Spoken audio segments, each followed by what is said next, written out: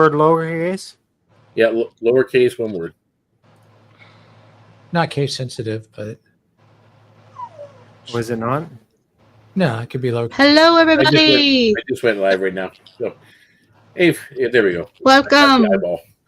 Got the eyeball. No one's in here yet, but we're there and we're ready to go. I couldn't. Hello. Yes, they were. Say hi to the future viewers, right? Yeah, say hi to those that watch it on the stream and the recording. And it gives us practice. It is kept on. It is kept on YouTube. We're not actors, any of us. We're just players, just playing. We're just hanging out and stuff. But yeah, we're gonna. Well, we did that mini adventure. It was nice to do the mini adventure the other day. It was good. Ran really short. Wasn't planning on that. Unfortunately, when I'm doing a planned out one shot, and then all of a sudden, you guys take a complete beeline in a different direction. You cut about 30 to 45 minutes out of the session. I'm like, we cut out a big battle by talking it through. Yeah, well, Lorelai said. I can add lib stuff, but when I'm doing planned one shots, it's kind of difficult to work around that. But anyway, we got one viewer, and that's probably Ren. That's me. I still can wave at you. Haha. You what? I said I can still wave at you. Ha! Yeah, see, I can do this and go. What are you doing? What did you do? Okay. So there you go. The other option they give you now you here, that one viewer is not me. There's three. one. Hey, guys, everybody. So thank you for watching. Thank you. Yeah, thanks for watching. We're about to get started. I should give the intro now anyway to hey there, role players, gamers, geeks, freaks, and everyone in between. Welcome back to Deacon's Table. I am Deacon Blues, the resident dungeon master. We are doing our weekly episodic annually. Is it episodic or episodic? I don't know. It's one of them. Adventures. It is an ongoing adventure. This is episode 2 aboard the Scarlet Reaver, a pirate ship in the Southern Expanse of Oiala-ndor. Of course, you can see our wonderful characters there on the screen, and we'll do an introduction of them in a moment. But again, just want to welcome everybody to Deacon's Table. There's a link that's going across your screen right now to our link bio page.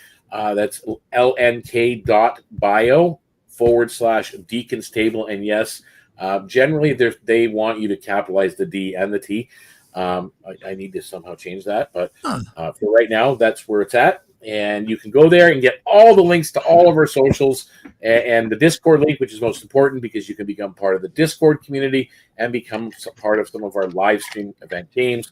We have ongoing role playing every single day in the Discord, via Discord chat, but we also have many video type games as well that come up. So again, welcome and hope to see you guys there.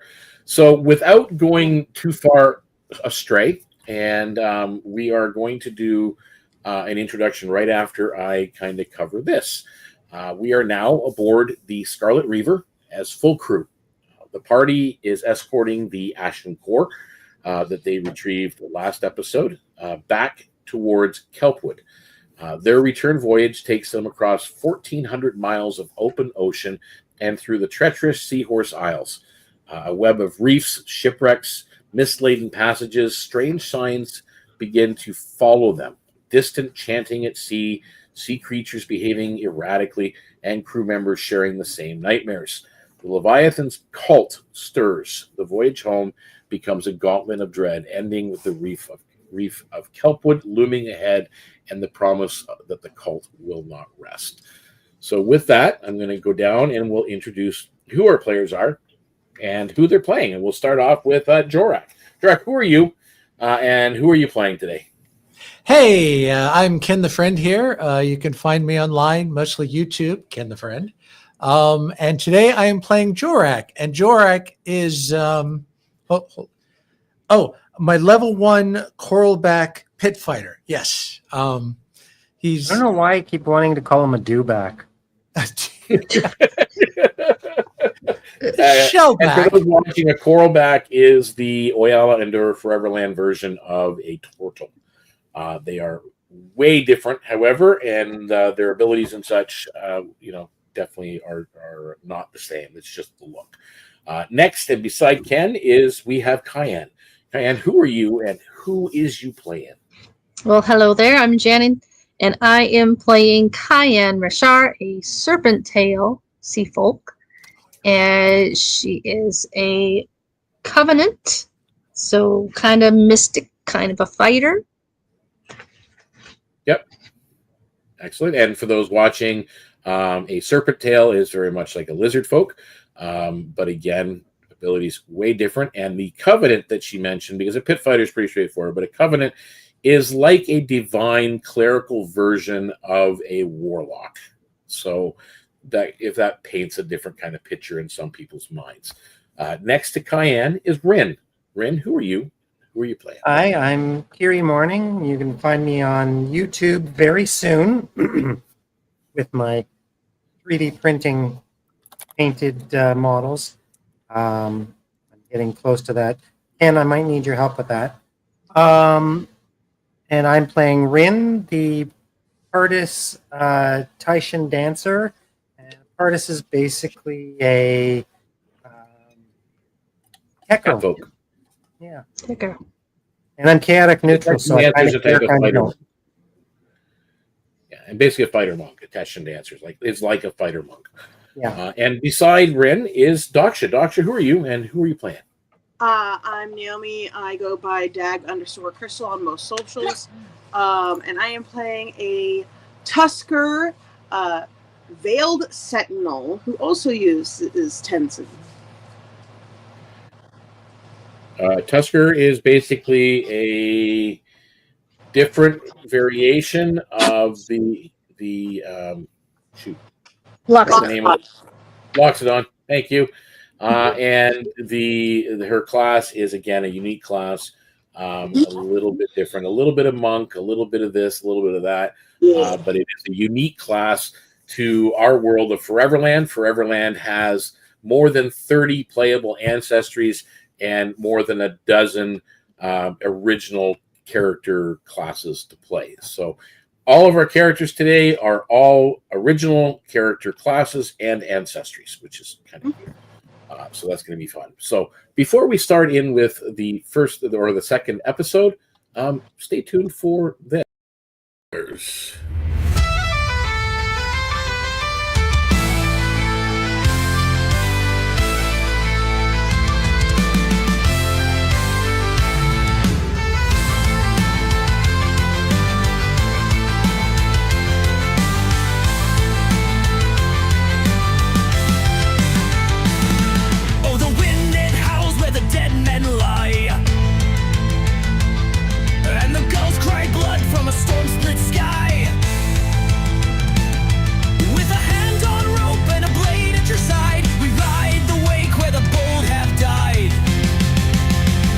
The sails, hear the drums. The Southern Expanse is where the devil comes. Crimson sails on the morning tide. We sail for glory, let the gods decide.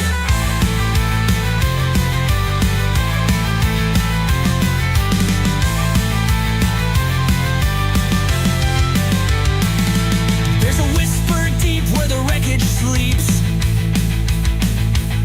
of a vanishing island secrets it keeps. A cursed coin, a siren's kiss, a deal struck under the moon's abyss. Raise the sails, hear the drums. The Southern Expanse is where the devil comes. Crimson sails on the morning tide. We sail for glory, let the gods decide.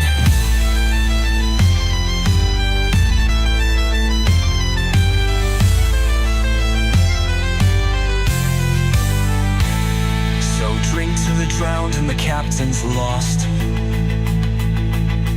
to the compass spun and the fates we toss. For freedom's bought with blood and flame, and every ship sails toward its name. Raise the sails, hear the drums. The Southern Expanse is where the devil comes. Crimson sails on the morning tide. We sail for glory, let the gods decide.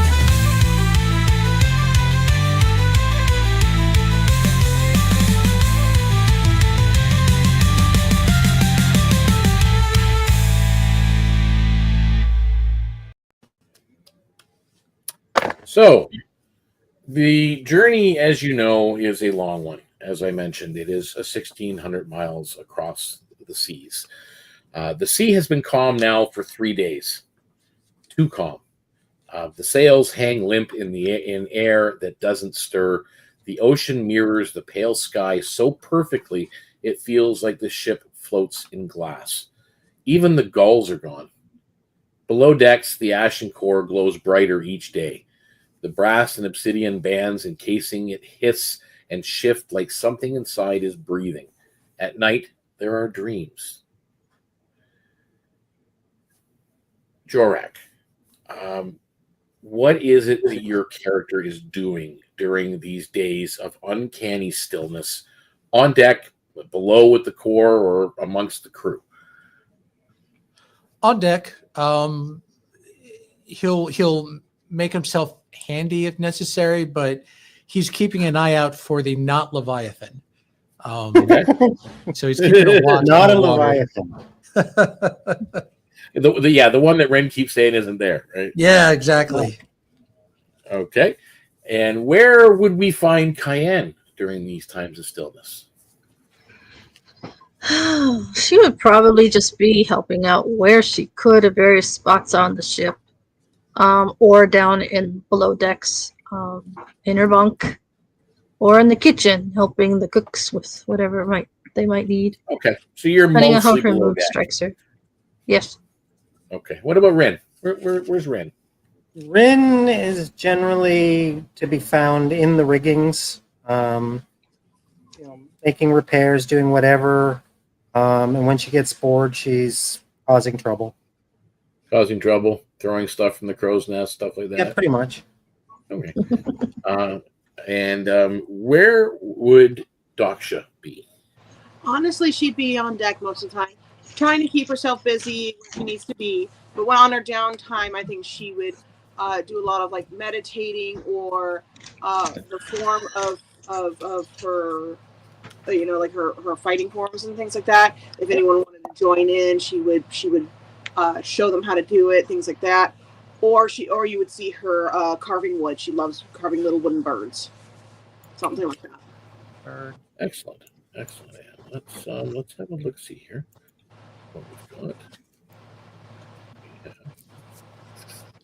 Just loading up. Sometimes it takes me a while. I'm slow. I'm an old man. That's the wrong scene, but anyway, we'll figure it out. As you guys are doing your thing over the 3 days, word spreads pretty quickly that the crew are avoiding the cargo hold. Jinnah, the Gulf Folk rigger, ran that you would probably run into, swears she saw something in the water's reflection that wasn't there when she looked up. Garrick the Raven comes over across the deck to that area, feathers ruffled, and says he's heard someone counting beside him while he was taking inventory. Only he was alone. See, it's a ghost. It's not a leviathan. All right, so Ren, you're the first to react. So Garrick is standing there. Jinnah's kind of hanging from the riggings as well, and you're saying, see, it's a ghost, and that's your response. That is my professional assessment. Okay. You can tell at this point. Roll me an insight check, actually. Somebody put my dice away.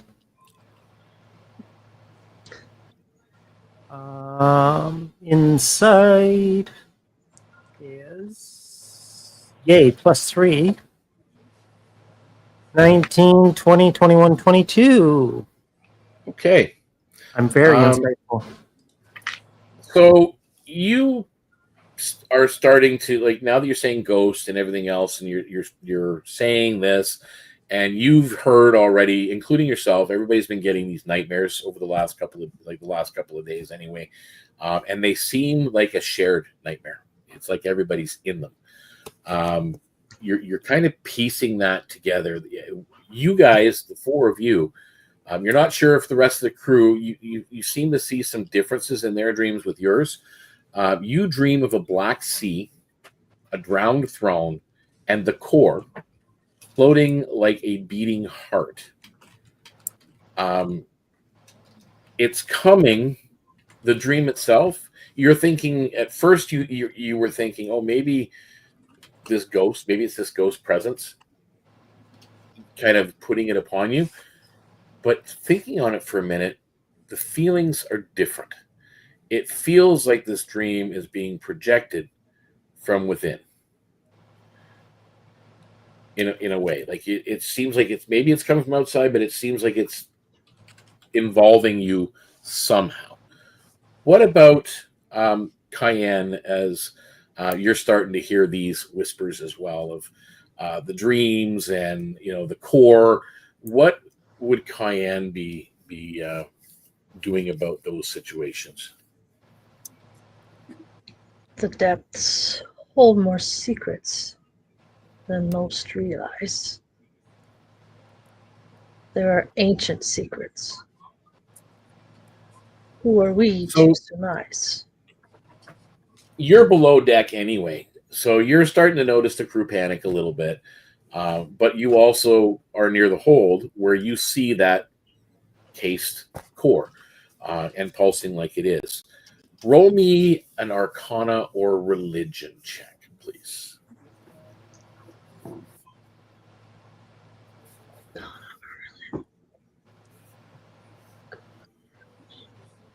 I think that is going to be a 12 regardless. 12. Okay. 12. So yeah, you're just noticing a panic amongst the crew. Jorak, Her you're words starting were hoping to to notice. soothe. Oh, you're going to attempt to soothe some folks, like calm them down? Her words were hoping to soothe. She said Okay. that the depths have Um, always held their secrets. Secrets that are ancient, and who are we to surmise? Okay. So that was your intent, to do that and figure that out. So, Jorak, what are you doing as you start to see some of the crews panicking? You're hearing about these other people sharing dreams. You know yourself, you've had the dreams. You guys have probably discussed amongst yourself as well the similarity in that dream of the Black Waters and the thing. What is Jorak doing now that just recently, like you're on deck, so you hear Jinna and Garrick and Rin talking about the face or the in the vision in the water, as well as the voice beside Garrick as well. So what are you doing? I mean, he's had these dreams too? Just to confirm. Yeah. Okay. He's actually pretty good. The dream itself doesn't bother him, and looking about the crew and the panic, he's a little confused. It's like, what's wrong? Primarily because he's just happy to take a break from his normal nightmares, and this is just a heavenly dream compared to that. So he definitely appreciates the break, and it's like, it's just a dream. Why? He's Okay. confused. Will you roll me an insight check? Insight, something I'm not good at. Okay, 16. Even those that aren't have 16, flashes that's of pretty said good. insight. Bad, bro. As you're kind of saying that, and you're talking to some of the crew up on deck, you identify the most shaken of the crew. Some that are really kind of freaked out. Some of the others, the ones you talk to, kind of like they like pat you on the back and move about their business. But you can still they're still kind of freaked out a little bit, but they calm a little bit. But you do identify the most shaken. You can attempt, if you like, a persuasion to calm them down.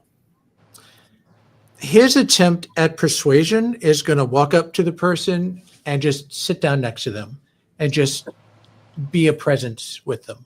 So you find the most shaken, the most freaked out, and you just sit down with them and just be a presence. Roll me either. Yeah, it's not there. So yeah, you'll have to roll me a persuasion. That's a -1 to that. Uh-oh. Okay, well, that's a 14. All right, you do calm that crewman down. Daksha, you're also on deck. You also hear Ren and Jinna and Garrick speaking about the voice and about the image in the water, and you're starting to see some of the crew now, because everybody, you guys all know you've shared dreams, but the crew's also had some kind of a shared dream as well, a nightmare, and they've been talking about it. But now with these events actually happening, they're kind of starting to freak out a little bit. So this is all going. What are you doing as this is all going on? So I've got two things that I want to kind of do. One is I want to kind of playfully goad Ren into going and checking on the hull where where the source, where the core is. Yeah, where the core is, and just kind of like go, in the sense of like, since this seems to be the source, doesn't it pique your curiosity? And kind of like try to get that curious cat to go check on it. Are you trying to get her to go alone or with you? No, I'm trying to get her to go alone because she's the really sneaky one, and also the one that likes to get in trouble anyway. So they're kind of used to her getting into trouble. So trying to encourage. There is a bit of this is going to be really on Ren to decide, but just for saying, roll a persuasion, and then Ren can decide if that's kind of enough to pique her curiosity as a first level character, and kind of defiant and playful as well. Oh yeah, and again, it's kind of a let's see if I can get her to do it, but if she doesn't, oh well, let's see first. If she doesn't, oh well. 14. What was it? A 14. 14. So what do you think, Ren? Yeah, I can do that. Okay. You are the best at figuring out the curiosities, aren't you? So Rin makes her way down Sneak. to the central hold, and you see the core pulsing. It's not floating or anything. It's just sitting there in its encasing. You've noticed word spreading from Jorek's words and Cayenne's. The crew's kind of mellowing a little bit. You pass Cayenne on the way down. You can roll me an Arcana check. Me? Yeah. That would be an 11. Okay. So again, you just look at it. You see it pulsing. It's not radiating anything. There's no leaks. There's no corruption leaking out around it. Nothing like that. It's just pulsing. However, you guys did manage to steady the crew for the most part, even though there's this stuff going on.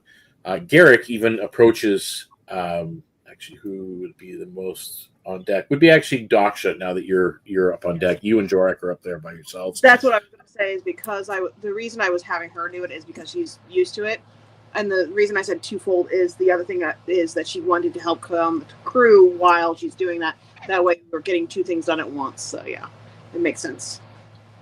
And if there's any fallout, it's my fault. That too. She'd still back you up, you know that. Yeah. Jorek, roll me a perception check while Garrick approaches Daksha. Garrick actually approaches and says, you guys helped out here keeping everybody reasonable. I owe you one for that. But he adds just to you, and if you share with the rest, that's up to you. He says to you, I saw a shape in the mists above the water. behind this. Both of them. And then he goes about his business. What did you roll for perception? He's like, such a boring day. He's got an 8 for perception. Oh my word! See, that's why Jorak hangs around with Rin, because otherwise he'd just walk into walls and stuff. Oh, no, Not Rin. that bad. That night, You're that bad. that night, as things kind of settle and you guys are ready to retire to your bunks, you do find each of you a black feather. Each of you in your bunk space, and it is clearly one of Garrick's feathers. And it's not like it fell off. It's been placed. Where's Specifically- Garrett keep his feathers? What's that? Usually on his ass. Yeah. Oh, Like, He's Have a we bird folk. seen Garrick recently? Garrick was just the one up on deck of the rigging talking to you, but that was earlier in the day. Like you guys have this. That was earlier in the day. It's now evening. You're retiring to your bunks, and you haven't probably seen him in a couple of hours.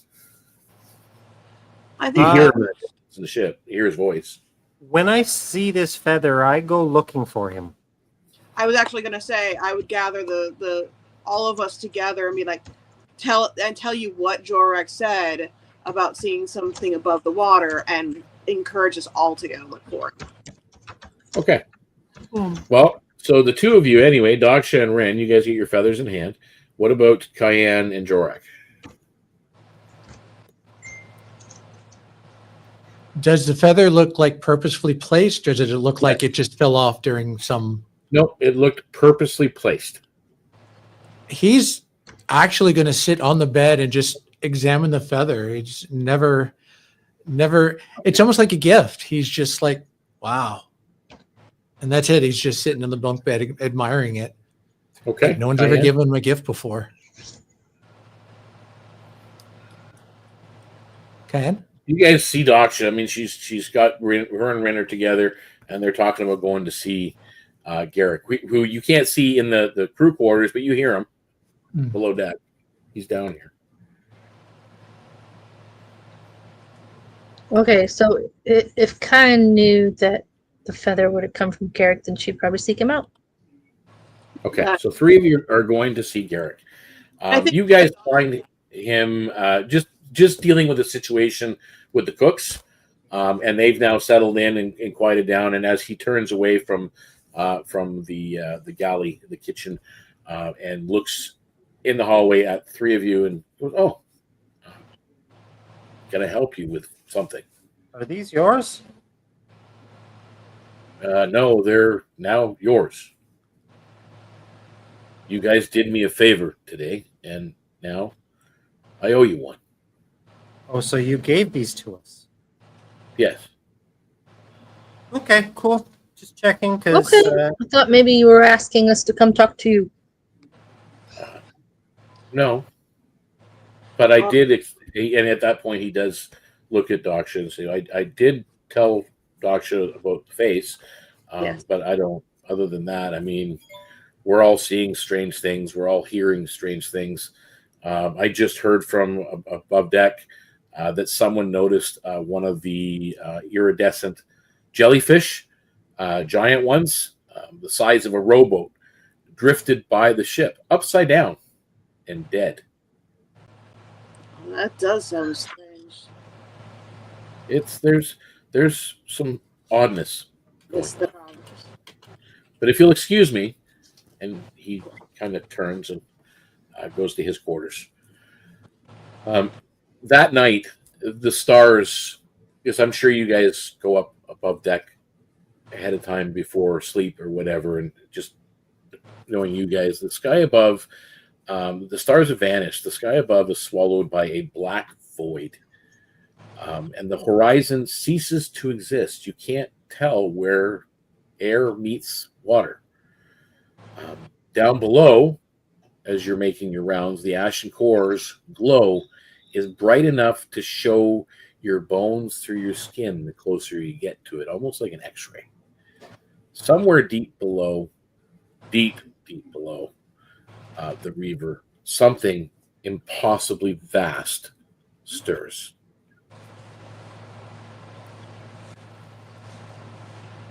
Fog rolls in Leviathan. without warning the next day. Thick, greenish gray, heavy with the smell of brine.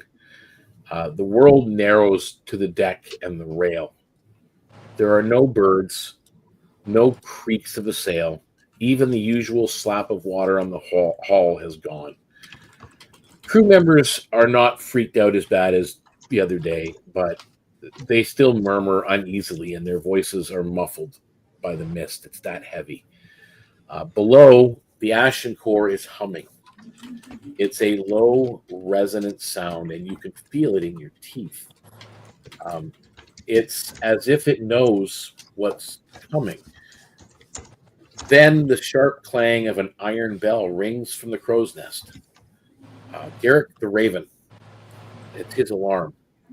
It fades back into silence until the steady splash of oars cuts through the mist. What is your immediate actions? Daksha. Do you arm yourself? Do you find cover? Do you go down to secure the core where it is? Or even maybe climb the rigging for a better view? Honestly, I feel like she would probably arm herself. She's one of those ones that wants to assess the situation before she steps into attacking, kind of thing. So she's more of taking a defensive position. Probably somewhere where, like, basically they'd have to go through her to get to the core, but not. She's still on upper deck, if that makes sense. So, like, okay, so you're upper deck, basically in front of the arch, the doorway that leads down the stairs to the below deck. Okay. Rin, what about you? Rin goes for the high ground and gets up in the rigging ready to pounce. So you're going up for a better view. You can roll me a perception check. Cayenne, what are you doing?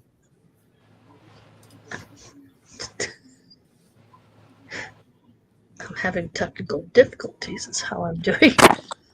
Okay. Well, I'll ask Jorak, and then I'll come back to you. Jorak, what are you doing? He's doing two things. One, he's on the deck. He's got like a rope secured to like the riggings, and the other end of the rope secured to himself. Okay. And then he's at the edge of the ship by the railing, keeping a very close eye out. Okay, and you can make a perception check. Cayenne, what are you doing? She would come up on deck and look for maybe Daksha or whatever, and go stand by Daksha and look out. Daksha's right by the door as you come up. You notice she's kind of like bracing herself. Perception checks. Rin, what did you roll? 19. And Jorak, what did you roll? 11. 11. Rin, you Blissfully unaware again. noticed faintly through the fog the outline of a longboat gliding towards the ship.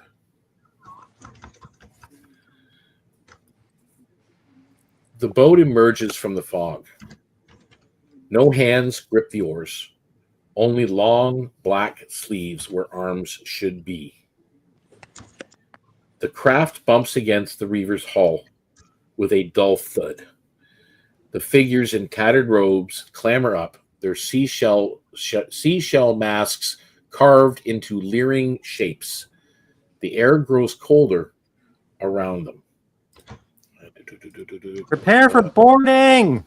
And their whispers slither across the deck like water down a hall. Let me I'm share calling the alarm. with you. It is...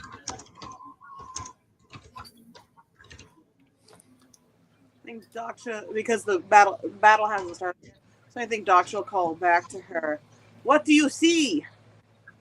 Explain what I see. Yeah. Freaky marauders. I don't know what they are, but they don't look friendly. All hands on deck. All the hands. Everyone.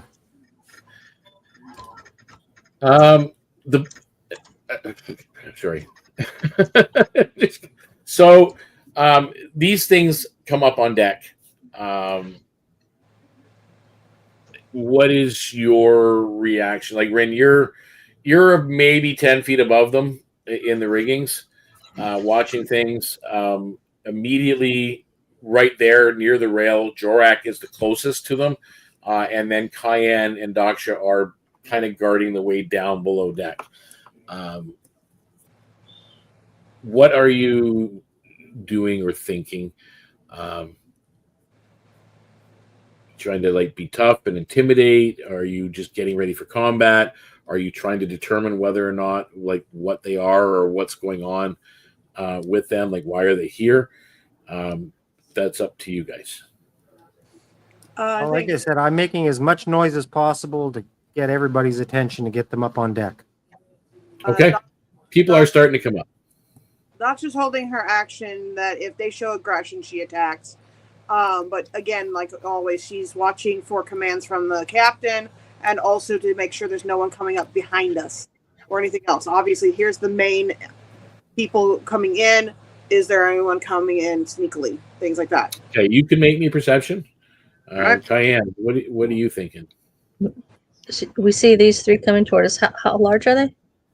They're humanoid, like human sized, Okay. 6 feet tall. She would just stand at the ready to see if they're hostile or not. Okay. So you're just standing at the ready. You can make me an intimidation roll. Jorak, what are you doing? He's actually, since he's kind of right there on the edge, he's going to ready an action to swing if they become hostile, but he's going to kind of bark at them, identify yourself or get dunked. So are you trying to be more intimidating or are you trying to kind of figure them out? Basically insight or intimidation? Probably intimidating a little bit. Okay, so roll me an intimidation. So let's go back to the perception roll. With 20. Daksha. There's more than one longboat. There are several from both sides of the ship. Oh, crap. I would call it out. These three are the unique. The rest, they look different. They don't look as ominous as these three. Now that there are possible enemies, she switches over to her nonverbal signaling, kind of signaling out that there's, like, this many people, this direction, that way, this way. You know what I mean? Like, she does signals with her hands and stuff and goes silent. And make sure that the captain sees it as well. And he's seen Captain's orders are defend the Reaver. That's his order. And it looks like he's already starting to engage some people or whatever they are, humanoids coming up on the other side of the rail. So that's what he's doing. The intimidation rolls. What did you roll? I got a fat 11. Okay. That doesn't. You really like those double ones now, don't you? He's not Who did the intimidating at all. Yes, he is. Negative Who did one. the insight? Did anybody do the insight roll? Nobody? You told Cayenne intimidation. Oh, it was Cayenne? You were doing the intimidation. No, yeah, she was intimidating. So what did you roll, Cayenne, for A intimidation? 12. Oh, okay. So you're not very ominous either. All right. So with that, you guys can now roll initiative as you are engaged in these three Can range Cayenne dress. try to talk to him in Aquan to see what brings them there? Oh, okay. So you can now roll an insight check on your initiative. So we're going to do initiatives here. Let's go with Jorak. What's your initiative? 8, but I did have a ready to action. I don't know if that comes. Oh, into yeah, you play. did. So you get to go first anyway. So let's have you swing on one of these things. All right, that is going to be a 17 to hit. That hits. That is initially going to be 4 points of bludgeoning damage. And Okay. he has to make Dexterity save 13. No. Strength save of 13. Strength save. Yes. Okay. And does he? Nope. Okay. Nope. He fails. All right. With dirty fighting, when he made the contact with the punch, he also Yep. did a shove action that shoved him 5 feet and hopefully over the railing. Okay, so you shove him 5 feet backwards. Yep. That's why he's on Okay, the edge good. of the ship. Dexterity save.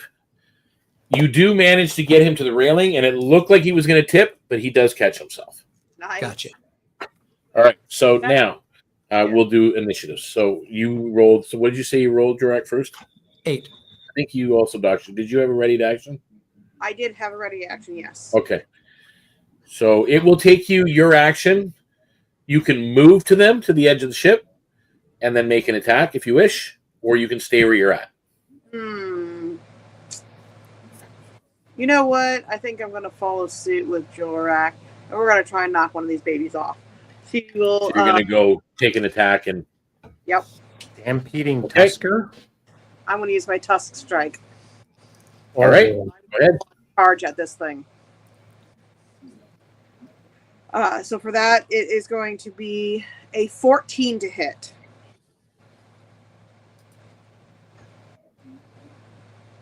Okay. 14 to hit is a hit. Alrighty. And then, that is 4 damage, piercing.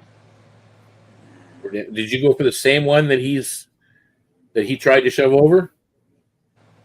You know what? With him being as close as he is to going over the edge, why not? Okay, I will make a dexterity saving throw. That's sensor teamwork. And then he fails and goes over the railing and into the water. Splat. Really? Okay, so there are 2 of these guys left. There's fighting going on all around you, just so you paint the picture up on the aft of the ship and forecastle and all the rest. There's fighting everywhere. Crewman, captain, they're all involved, and you guys are kind of targeting these guys that look like they were headed for below deck. They were going in a direction. They had a purpose. So now we'll go through and we'll get an initiative. So Jorak, what was your initiative? That was an 8. An 8. Okay. Your rolls suck tonight. Yeah, you're not doing very good tonight. Cayenne? Here, The dirty 20. I lend you my jail of dice. Rin, what did you roll? 18. 18. And Doctor? 11. All right, so it will be Cayenne, Rin, Daksha, Jorak. Well, I'll go before Jorak, but that's okay.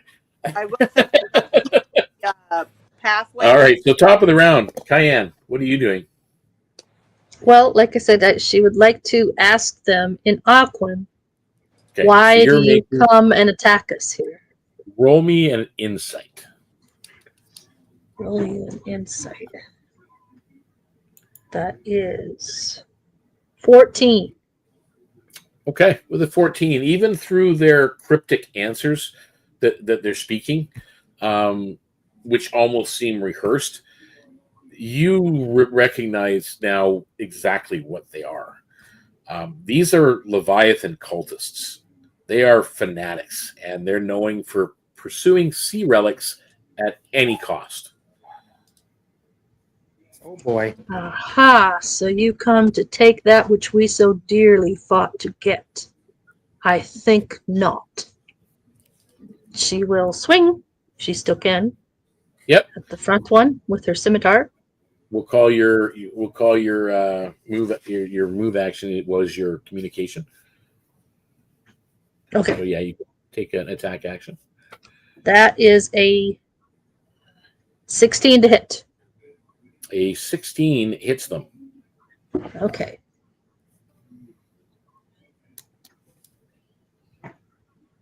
That is 6 points slashing damage. Okay. Hit it. Yes.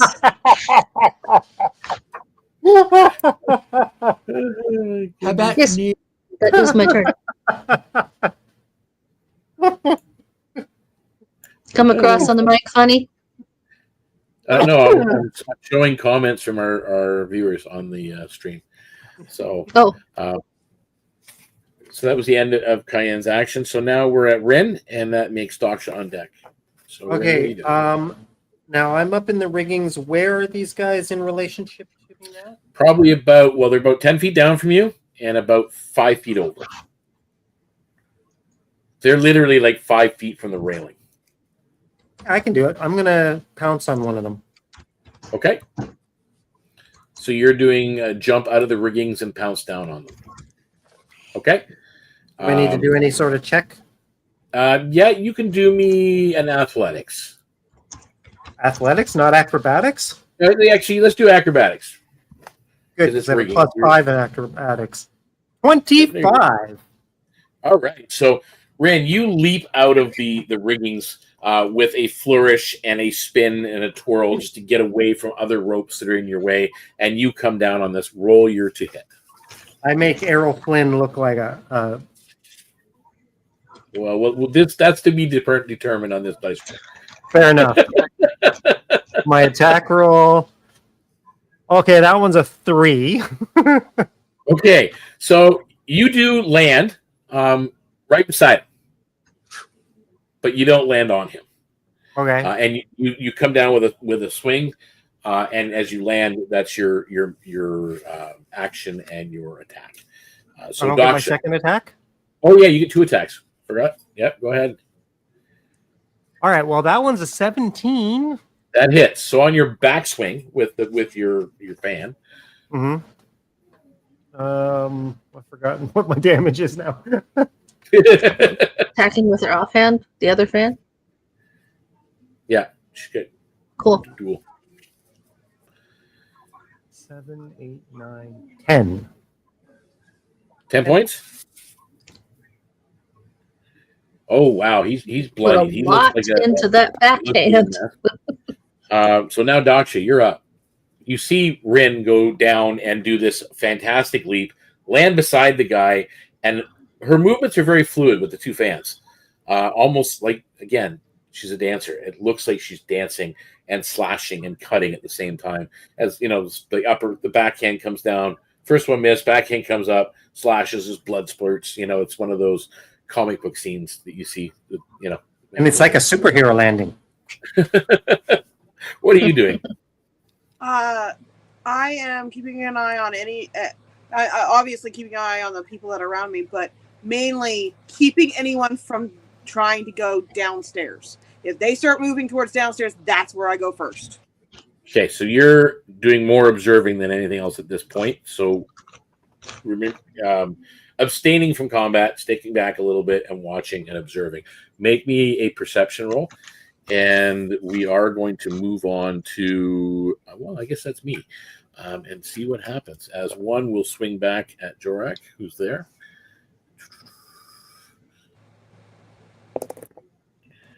I don't think a 5 is going to hit you. And the Just other turns one- around and shows him his shell. The other one is the one that Rin just hit. It's gonna hit. That's gonna hurt at 23 with a 20 natural. So we are going to do. He's hitting you with a dagger, just like a sea dagger. Looks like made out of iron and brass. And as it hits, you will take 6 points of piercing damage, plus 1 point of cold damage. I hissed at him. Yeah, you feel that cut, and it's almost like it's it's cold. You've got a chill that runs through your body after taking that hit. And that's the end of his turn. Now, Jorak, you're up. Jorak is just going to like, that hurt. And he's going to reach back and he's going to pull out an arrow, improvised weapon. He's going to stab with it. To 16 to hit. Hits. And that is, almost max. 8 piercing. Okay, he drops. So there's only the one left that's on Rin at this point. And now we are at the top of the round. Cayenne, you're up. Kyan will move to that one and strike at him again with scimitar. Don't worry, I know I asked you to roll perception, dog, so I'm getting to you. And can I use a luck point to re-roll that? Okay. And I now have a dirty 20 to hit. Nice. Dirty 20 to hit. Nice. And that again is 6 points of slashing damage. Okay. As you slash across, you open up the front of this guy's leather. Well, he's got like robes on over top, but also you can see there's leather armor beneath, and your slice actually splits the leather as it sinks in and blood seeps out, and he drops to the deck of the ship. Excellent. Next up would be Rin. Rin, it looks like these three have fallen. What are you doing? Okay, so there's none of these guys left. No, there's still combat going on all around you that you notice, and there's like it's like a pocket in front of the door going down. It's kind of fairly empty except for you guys. Okay, I'm going to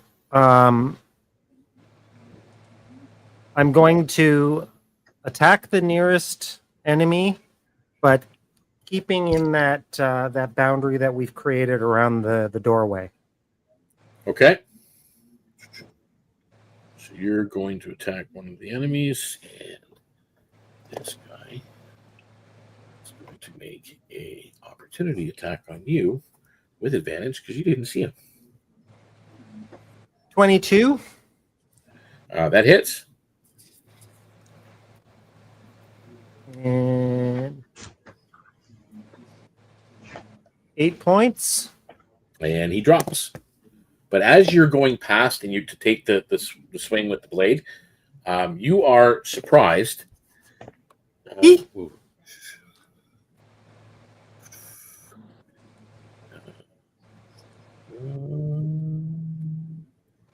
What is the roll? I need to. Where's my shoot? Need my dice, my thing, my my resource tablet for spells.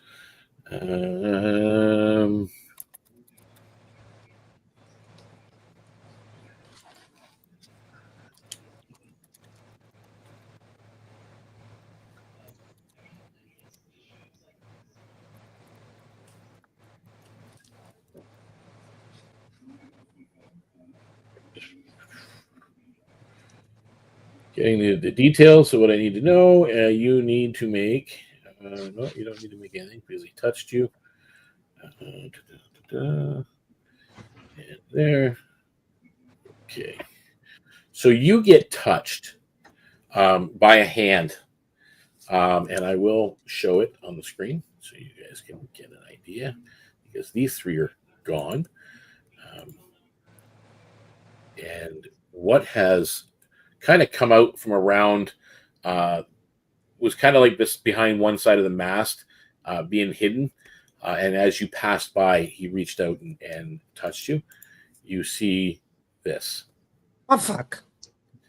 You have your second attack still because you only attacked with the one and dropped it. And this is what you're looking at. He touched you, and I will let you make the second attack at the same time he touches you. Okay, well, he's getting that fan across the face. For a 19, 20, 21, 22, 23, 24. 24 points. No. I wish it was 24 points. 24. Oh, yeah, you hit. You hit. His robes seem to be made out of seaweed.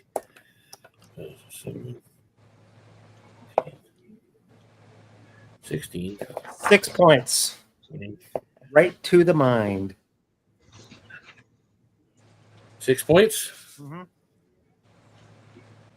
Okay.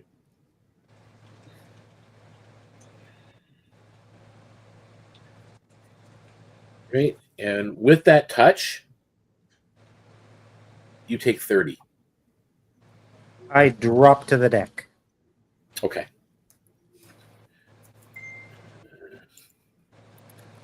Fuck me, that hurt. Okay, I'm just pulling up my reference for.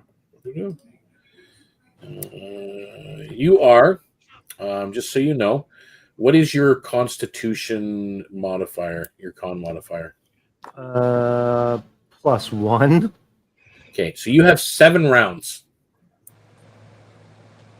Just so you know, you have 7 rounds to survive.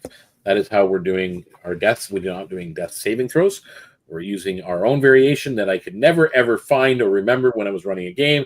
But now that I have like an index of it, I can pull it up when I want to. So it works. And you will have, right now, you have exhaustion level 1, but you are unconscious.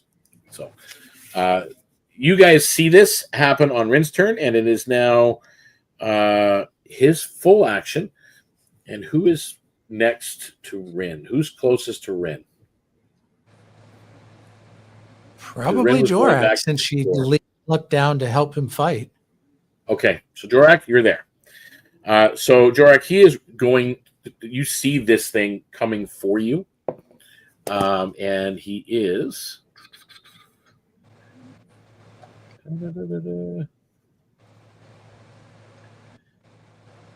Yeah, let's do that.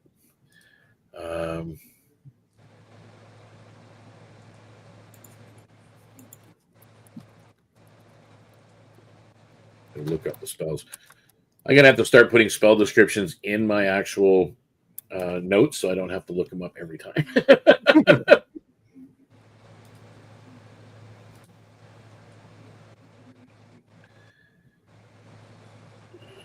Okay. Range spell attack. All right. So his spell attack on you is 16. One shy. He missed. Yeah. Okay. What you see is when this thing is coming towards you, his hands come up, and all of a sudden, this swirl of water comes out of his hands in thin air and form almost like a tidal wave in the air heading towards you, and it misses and goes off the edge of the ship. So that's his action, and right now we are at Daksha. What are you doing? You rolled perception. You are not surprised by this thing as you see him. Actually, you can take an opportunity attack as it goes past you, and then you can make your action. I pre-rolled Yep. 18 to hit. I'm sorry, That 8 hit. plus mine, but it works still. And Get a that 12 armor class. fine.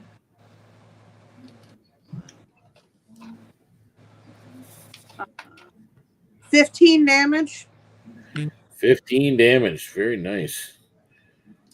Okay, still up. And now your actual attack. Okay.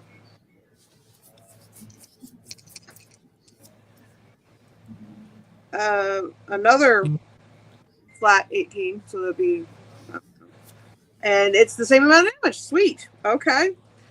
So that's another 15 damage. Okay, he's still up.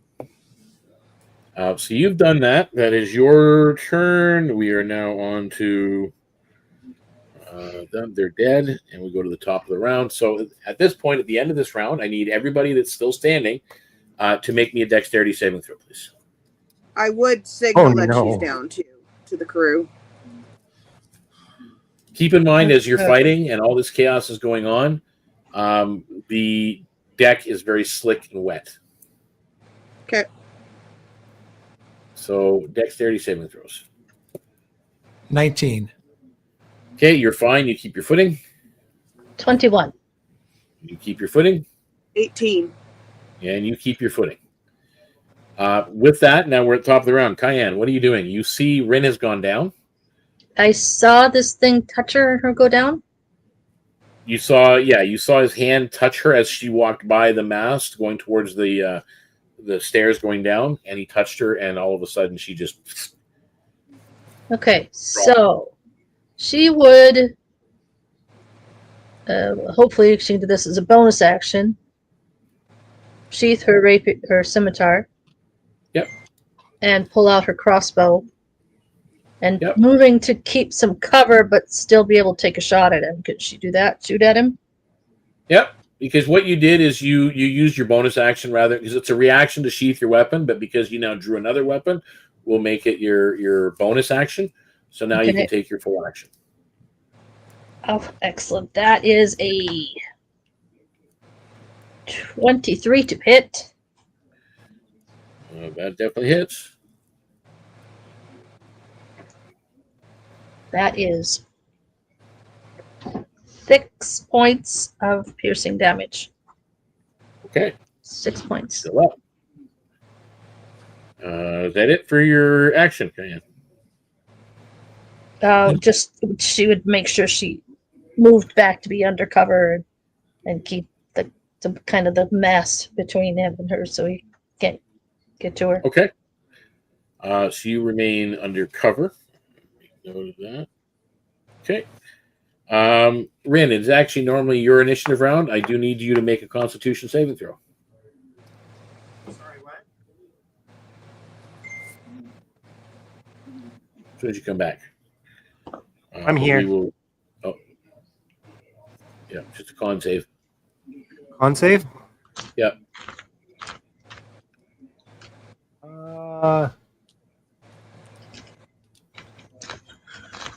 Under or over? Over. Well, I failed. Okay. You are at level 2 exhaustion, but still unconscious. Ugh. All right, and that would take us now to Doc's turn. All right. Did you need that dex save? Yeah, how was your dex? Or did I think I gave it was 18? Yeah, you gave me. You're standing. You're fine. Okay, I couldn't remember. Sorry. It's okay. Nat 20. I have brain farts all the time. I know, right? I rolled a nat 20 to hit him. How do you want to do it? Since his You have 3 hands, points left in a nat 20. I'm sorry. You're oh yeah. Since his hands are the main problem, she slices his hands off. okay. So you bring your weapon down, and literally, you see, like as you see there, you see the magical essence and the arcane power coming from him. You slice off his hands. The energy and the magic draining from him like the blood onto the deck as it falls into a heap on the deck itself. With that, you look around, and the last of the cultists have collapsed, sliding across the slick deck. The fog clings stubbornly, thinning only in ragged patches. Those longboats drift away now, unattended, bodies being tossed into the seas, and some of them are splintering as they're moving away, and it looks like they're being torn apart from beneath the water. You can't see anything in the water, but you do see these longboats drifting away, and as they get a certain distance from the ship, they're literally just rendered apart as you see that. And for a breath, the sea is calm. Everything seems calm. Then the core pulses, and you can hear it. A single deep note that rattles the riggings. And far astern, the water swells, hinting at something vast moving just below the surface. Oh, crap. Can I point out that the boats get rendered to Ren just to be ornery? Like, what about that? You know, like she says it doesn't exist, right? Now, do you believe it exists? It is okay. And Cayenne, you had something that you wanted to add. Yes, if there is anything left of that last dude with the killing touch, can she go investigate him and see what is this thing? And it looks undead. It looked undead. So you're going to go and investigate the fallen Yes, bodies. very Most of the people that were attacking in the battle, the first ones, they were cultists. So you're doing that, and the fog is lifting slowly. The Reaver pushes on, even though the water is still. The magic still has those sails full, and it's still going. Moving forward quietly. That silence, though, feels a little heavier than before as you go. And you're investigating this thing that is there, and you do notice. Oh, the three original ones that you dropped. There's only 2 left on deck. There are 2 of them that have masks. So there were these seashell masks that they were wearing. On the this guy here, there is a half-burned scroll inside of a scroll case, and you also see there's a piece of scrimshaw driftwood. It's been carved with a leviathan sigil on it, and it's glowing faintly as you have it, and as you move towards the door, so towards the core down below, it starts to glow. So there are 2 masks. There's that, and then there's a scroll. Do you look at the scroll? And a dead kitty. On Oh yeah, you guys forgot the dead kitty. You should make me another Constitution saving throw. Oh my goodness, I forgot about that. I'm sorry, man. I see the card, Ken. I see it. I just wanted to make the saving throw. I rolled a 4. So now are at level 3 exhaustion. Should we call for the ship surgeon? Can you help friend? Jorak, what does Jorak have to offer? Well, I didn't know when my turn was next. He would have grabbed, because we had prepared this beforehand, he would have grabbed one of Ren's healing potions and poured it down her throat as an action. Okay, well, yeah, that was pretty much the last round. So at this point, she's down. You do pour it. So roll me the healing properties of the potion. Oh, I don't. Let's see. 2d4 plus 2? Yeah. Something like Okay. that. I thought it was plus 4, but I could be wrong. Might be 2. So that's 9 healing. Okay. With 9 healing, Ren, you come back with 4 hit points. You're conscious. You have 3 levels of exhaustion. Now, I'm just going to explain. That's a joke. Yeah. Oh, I saw that this time. Dad, don't give him any ideas. Okay, let me. Also, Jorak would have wanted to have collected the dagger that stabbed him. The dagger that stabbed you? Okay, it is a salt dagger. It does 1d4 plus 1 cold.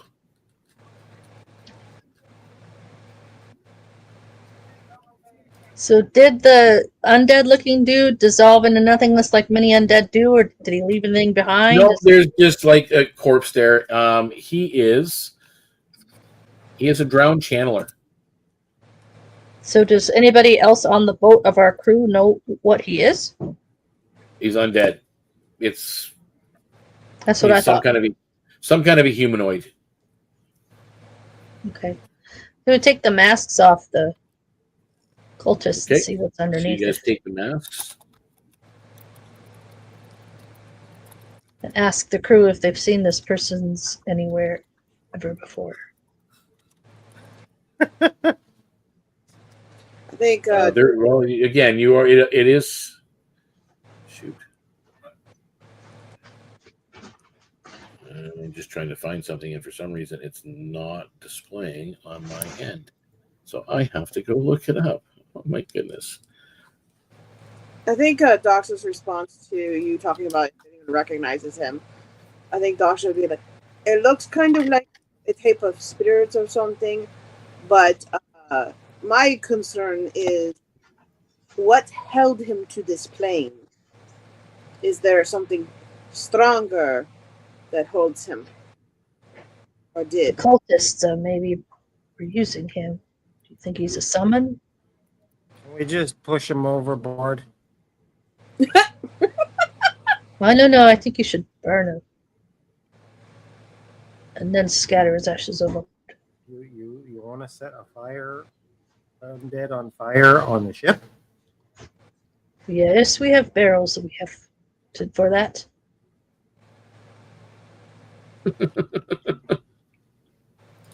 Okay, Safest so undead.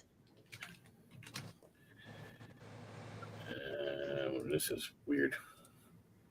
Yeah, I'm not. Aren't undead notorious for being highly flammable? Good. Or maybe just this one isn't because he's wet. I was wondering that's This one myself. came out of the sea. Sorry, guys. I'm just trying to find something here because it's. No, it's fine. But We'll keep them busy with roleplay, right? we'll let Garrick or the captain decide. Okay.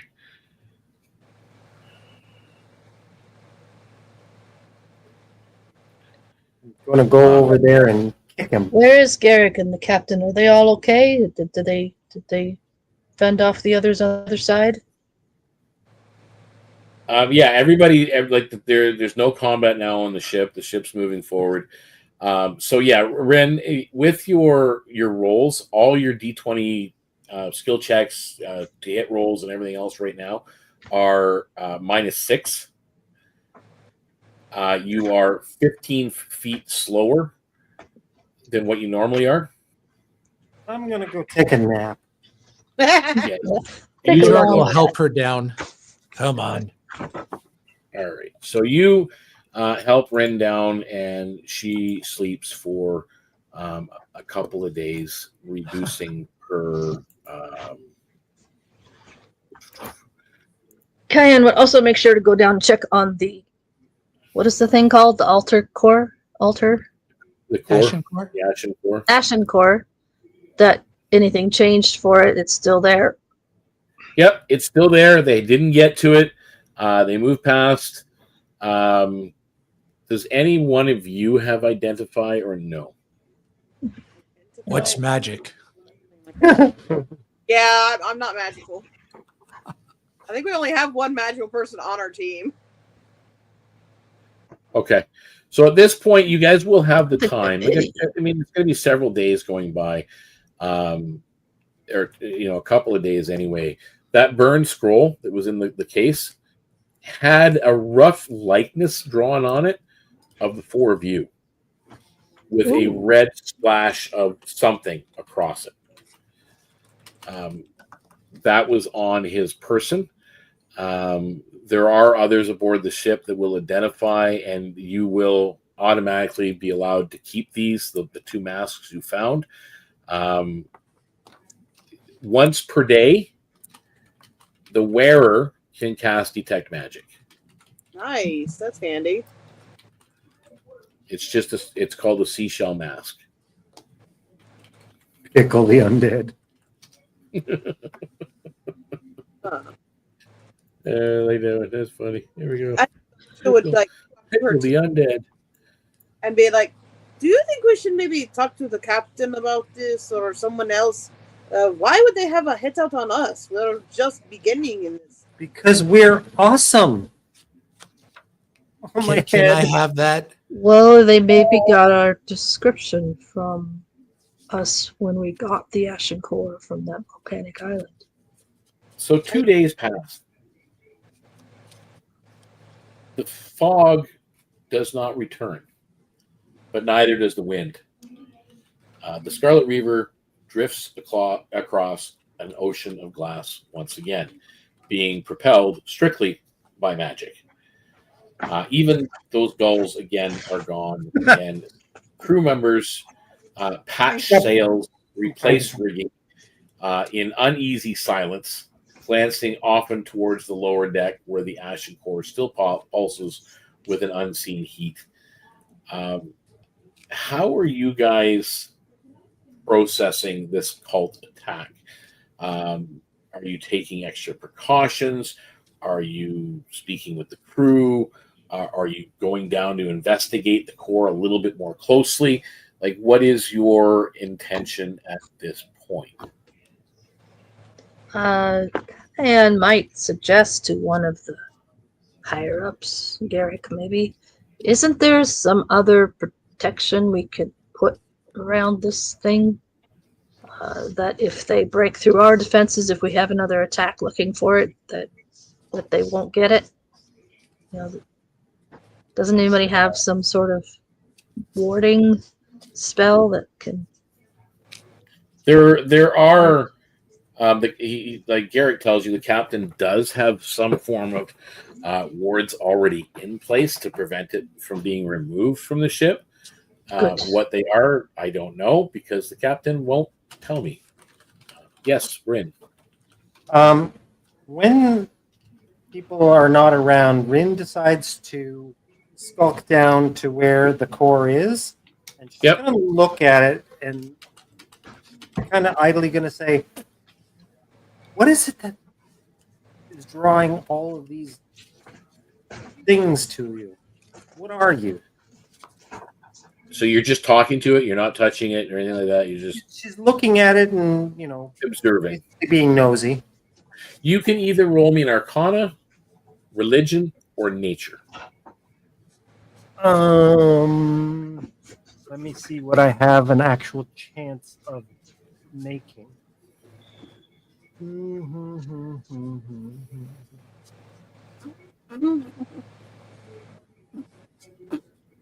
Nature? Oh, it doesn't matter. I got a +0 on all of them, so. Okay. Pick which one. In the same way. 16? 16. And what were you rolling on? What were you trying to figure out? Arcana. Let's go Arcana. Arcana. That pulsing, as you're sitting there for a while and you're talking to it and you're asking it questions, that pulsing isn't random. It seems to be following a rhythm, a pattern, aligned to something deep, deep below. Okay, she's getting really curious now. She's gonna Tap, tap, pause. Tap, tap, tap, pause. Tap, pause. But she's instead, paying much closer attention.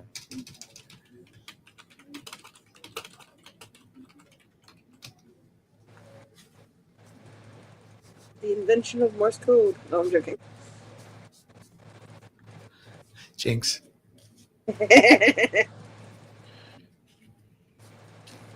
if some of your other characters were here right now, they would go, "Hey, wait a minute." Character is not magical. Bang on That's the same pattern. It's the exact same thing happening all through Kelpwood. That tap, tap, pause. Tap, tap, tap, pause. All right, she's gonna inspect harder now because this is really Okay. getting her How hard? curiosity. Like, Are you touching it? oh yeah, she's like all turning over this thing. Wait. He said that's warded. From being removed from the ship. Captain warded it. Oh, okay. Yeah. She's all over That's this thing now. his specific words were, "It's warded from being removed from the ship."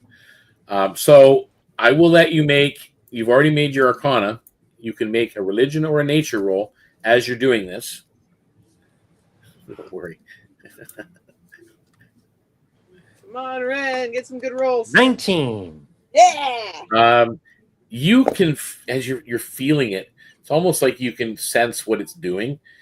You can tell that there are certain entities below the water that it's drawing towards the ship, and some that it's pushing away. It seems to have that kind of effect. However, as you grab it and you turn it, make a Constitution saving throw, please. Oh damn it! Am I still reduced? Yes. You've got back 2 of your exhaustion, so you're still at exhaustion level 1, which means you're -2 to your rolls. Okay.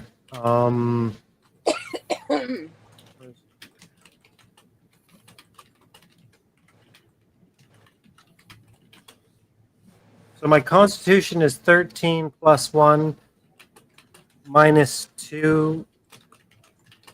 I'm confused now. Okay, roll your dice. Yeah, What'd I you got roll? 11. And you got a +1, so that's Right. 12. But Right. you're at -2, so you're at 10. Okay. So you failed. Yes. You take 4 points of fire damage to your hands as you touch it, Ah, and you get this instant psychic image in your mind of a massive serpentine coil with burning eyes. it's a leviathan. Okay, Do you believe now? leave it at that. The rest of you, Rin's gone downstairs. What's going on? Well, I was gonna say that I was also kind of down there, almost guarding Okay, that. so you're kind of at the door, watching, observing. You're seeing this, and you see her go up to examine, and you see like flinch, and then you hear her actually shout, "It's a leviathan." Jorak, what's Jorak been doing? He's been doing a couple things. First, if no one took the burnt scroll, he would have brought it to his bunk and kind of hung it up because he's a picture of all of them. He would patrol the deck and just keep an eye out for more longboats. And between that, he would like bring soup to Ren just to make sure she was all right. So he might be bringing a bowl of soup or some food down to her bunk at the moment. Okay, so precisely the same thing. You're coming down the stairs, you stop in the galley, you get some soup, and you reach the door of the main cargo hold. Cayenne is kind of standing a little bit off to the side, observing what's going on. And Cayenne, you also noticed the pulse, like that pattern. You were down there long enough to know, but Jorak, you just get there just in time to hear, like you see, like Ren standing right beside this thing, shaking her hands, and then shouts, "It's a leviathan." And she's like running around like a crazy person. She's Gotcha. absolutely hysterical. On the other end, Dakshin, I think, is trying to get as much information as she can from the crew members and things like this. Best way to mitigate another attack, and trying to reassure them that yes, there was something under the water attacking the ship, but it seems to be on our side at the moment. It's not on our Okay. side. You can. So, kind of Yep. kind of ask around as to what the Leviathan cult's objectives are. If anybody has ever heard of them, what are they trying to achieve? You, well, first, Daksha, you kind of talk to the crew, and preparations are being made against raiding parties. As far as the captain's concerned, that was a success.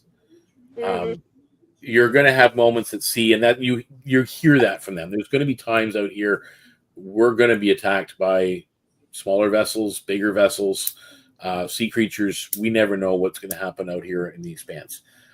So you do get that information, and you kind of learn a little bit more about the defenses of the ship that's available to you. What you all find out, and kind of you start asking questions, and then you all come back. Rin as well. You're back up on the deck. You're told a little bit about the Leviathan cult. They are a cult that is trying really hard to awaken and raise the ancient Leviathan from the seas. And they're doing that by their collecting relics, ancient relics like the Ashen Core, and they're feeding it to the beast. Interesting. So that's their objective, is to retrieve those relics at all costs. But why? Because they want to awaken the Leviathan. Why do they want to awaken it? Then what? They think it's like their god. Yeah, very much so, Ken. Ukatoa. Ukatoa. They think it's they worship it pretty much. The people of Kelpwood want this Ashen Core because they want to do that too? Or they want to stop it? Well, you were never told that. You were never told who the actual core is for. Is it for Kelpwood directly? Is it for an individual in Kelpwood that's waiting for it, for a deal to be made? You're not sure. It just And that's doesn't seem information to that you're me not getting from anybody. that having the Leviathan awaken would be a good thing for us land and sea creatures. No. Big water snake bad. Maybe, Um, maybe not. Somebody- Don't know. Danger noodle. Somebody make me a perception check. I will. I'm oblivious. Just want one. Yes, it does make a lot of sushi. 7? Okay, you don't notice it. No, 17.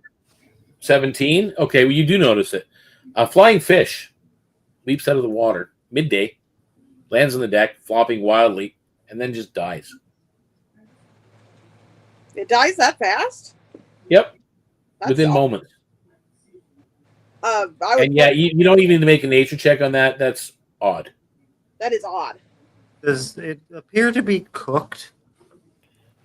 No, it was moving. It was a flying fish.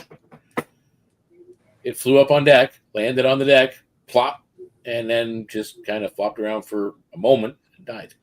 Okay, I think Dasha will get really close, won't touch it, but look to see if there's anything like disease or anything residual coming off of it or anything. Nope, nothing that you can tell as you're looking at it. The day goes by. As I said, it had been a couple of days. Garrick is seen drawing spirals in the ship's wood.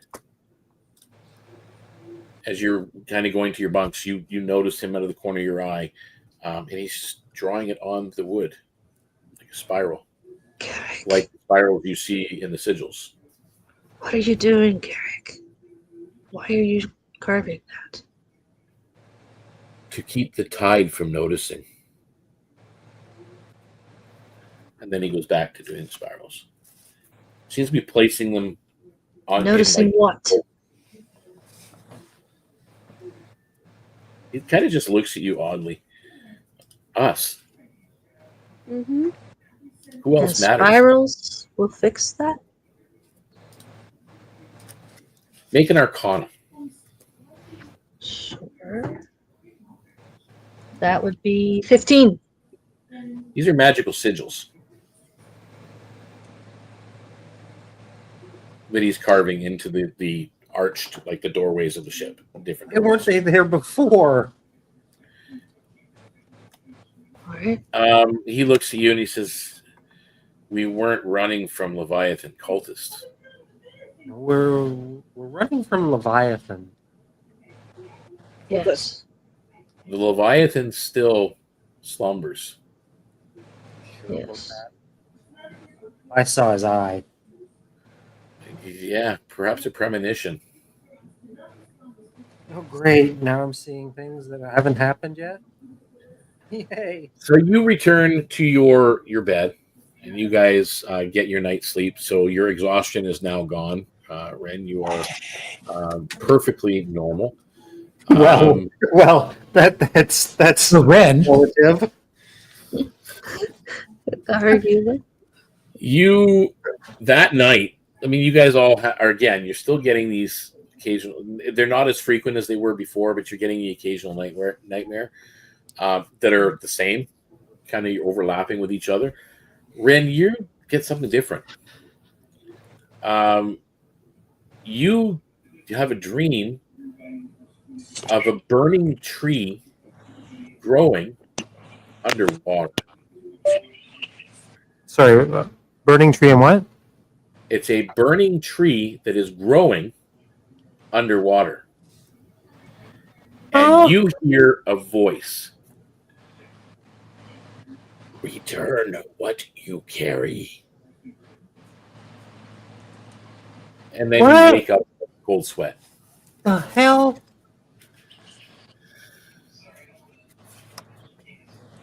Yeah.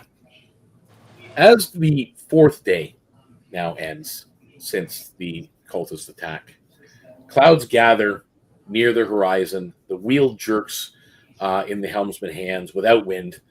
The core pulses hard once, loud enough to shake the rigging and rattle the ship. Ahead, you see a jagged shimmer of coral reefs peeking out from the dark waters. And it's like a green silhouette in the distance of the edges of the massive mangrove swamps that are far ahead of the kelpwood ridges and the cliffs on the sides of kelpwood, where it comes down into the swamps and the delta from the river that's there. Seems like the voyage end is almost in sight. So it seems. The sun vanishes quickly behind a thick wall of clouds. The water ahead shifts from deep navy to a sickly green, streaked with pale turquoise channels between jagged coral spines that break the surface like teeth. Beyond the danger lies Kelpwood, a tiered harbor town built on stilts, decking, and docks. Captain Vane's voice cuts through the wind. Reef watch! Hands to the lines. If chains didn't kill us, these teeth might. So how are you contributing? You can take out lookout positions. You can help handle the sails, or go up on the bow and do with the navigation. Yes, Bryn. After I wake up from that strange dream, the fox guy, I forgot his name. The one that gave Garrick? us the feathers. It's Garrick. I Garrick. keep wanting to say Jorik, but I know it's not him. No, I Garrick. have one feather and it's mine. I go to him and I tell him what I saw. Might be just a dream. Might be Or a might nightmare not. fueled by your fears, or it could be another premonition, or it could be someone reaching out. And then Something. we got that pulse. I think it's more than just a dream. They're fighting to get it back. They want it, obviously. Or to them, they need it. What is coming at this point is we got a group challenge here, guys. As you're going through these reef waters, you can choose to help with a survival roll. You can choose with a nature roll. You can choose perception to spot hidden reefs. You can do acrobatics to move quickly along the riggings, or to signal directions. And if you've got any use with water vehicles, you can help maneuver the ship. So that's what you can choose to do. You need 3 successes before 2 failures. I'm going to use my acrobatics because that's my best. I've got a couple of different good stats. I 18.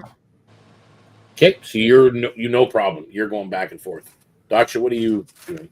I can either do like the navigation tools, or I can, because I have that, because I have both water vehicles and navigation tools. But I also have a good perception and a decent survival. So any of those would work.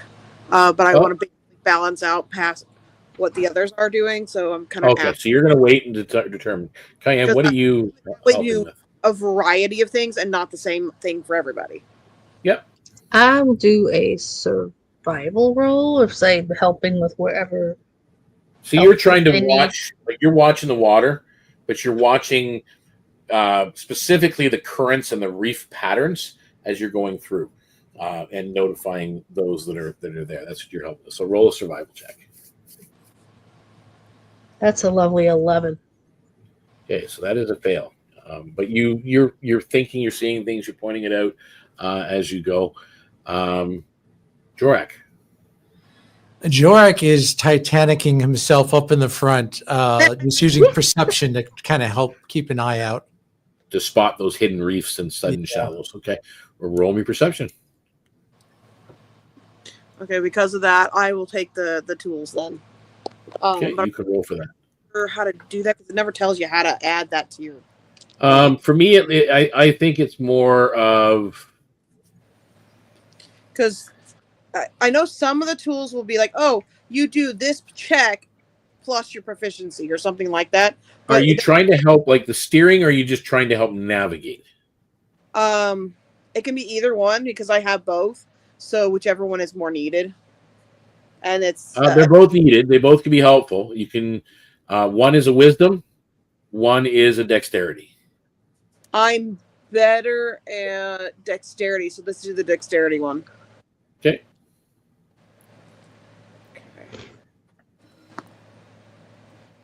Of course. Let's see here. Do I get What my a wonderful crew. proficiency with that, right? What's that? I get my proficiency with that as well, correct? Yes, of course. Just making sure.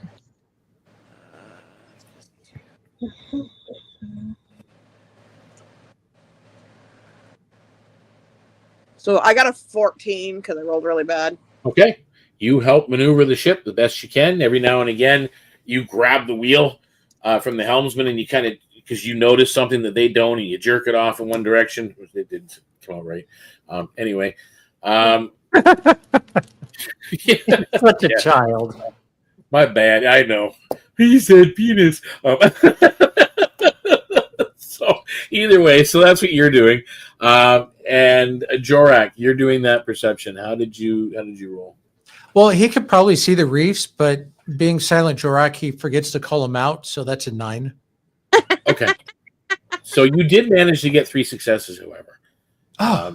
Before the two failures. The Reaver glides into open water beyond the reef with no damage. As you weave through the reefs, the ashen core hum builds to a resonant thrum that vibrates the hull. The brass bands glowing red hot now. Every crew member kind of flinches as the sound presses against their skull. Suddenly, a wave of heat radiates from below deck, and a voice, low and alien, echoes in your minds. You cannot hide it. Well then. Arcana, religion, or a constitution saving throw. For all of you, you can take your choice. I'm confused. The same. Arcana or religion check? Yeah, Arcana check, religion check, or a constitution saving throw. Oh. Will determine what your immediate quick action is. 16 con saving throw for me. Okay. So you are in the riggings, and you just kind of brace yourself, and you feel this barrage of psychic energy hit you, and you resist it. I Gotcha, accepted what the did you con do? saving throw too. That's a total of a 16. Okay, 16 does the same thing. You resist. Dacha? I got a 7. It doesn't matter which one I did because they're all. Well, it does matter. What were you? Probably the con save. So you did okay. So you don't. You managed to take 3 points of psychic damage. All right. And make note that you will have disadvantage on your next ability check. Lovely. And Jorak, what did you roll for? Seeing if we all did con saves, and I got an 8. Just an 8. Okay. You take 6 points of psychic damage, and you have disadvantage on your next ability check. Oh, my. As this is going on, let us do this. I am changing my dice. And we do this. Jellyfish. Pity. Well, Could be, but yes and no. You see coming out of the water around you these incorporeal water elementals, and they're going up in the air. They're like they're flying, and they're coming up on towards the ship.